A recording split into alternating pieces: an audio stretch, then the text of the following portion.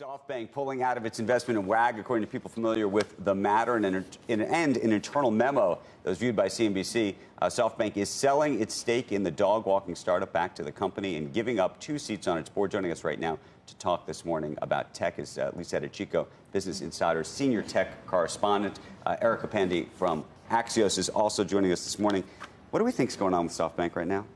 So I think this is a really difficult time for SoftBank, clearly. I mean, after what happened with WeWork, right. I would only imagine that their investment strategy is under really heavy scrutiny right now.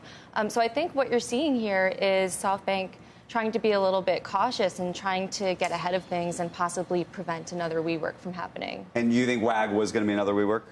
I don't, and you know what? It's hard to tell, but I mean, it's a gamble, right? I mean, SoftBank is kind of known for taking these big bets and these big risks on companies like Uber, like Slack, right. like WeWork, and that hasn't, you know, as we've seen this past year, that hasn't really worked out for them as well as they might have hoped. So now I think they're kind of rethinking things a little bit. But okay, so my question though for Erica on the same topic is what happens? I mean, if SoftBank fundamentally has to change its business model, does that fundamentally change whether these investments actually are going to work at all?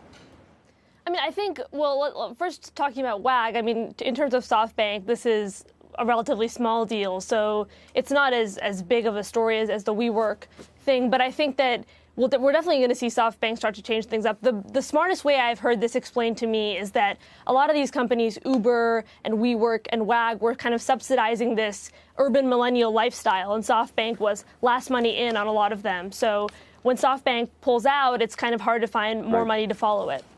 Quick question for both of you. We only have a minute. Erica, I know you've been thinking a lot about Tesla recently. You know, you look at what's happening there with this truck. You think it's going to work? Are we now at a point where, I mean, people are much more optimistic than they were even 2 weeks ago? I mean, I think this truck is one of those things where Silicon Valley pulls back the curtain and the rest of the country is like, why did you do this? But, I mean, this, you know, you saw Elon Musk driving around with it. It looked pretty cool, but he did hit something. So we'll have to see.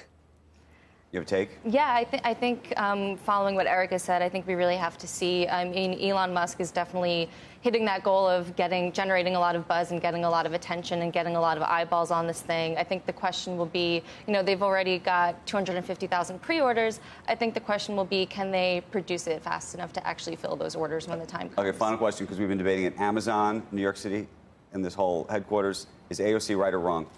See, I think this is a very different situation. This is not the same thing as Amazon building a second headquarters in New York. This is just them kind of expanding their operations that they've already had ongoing here. So.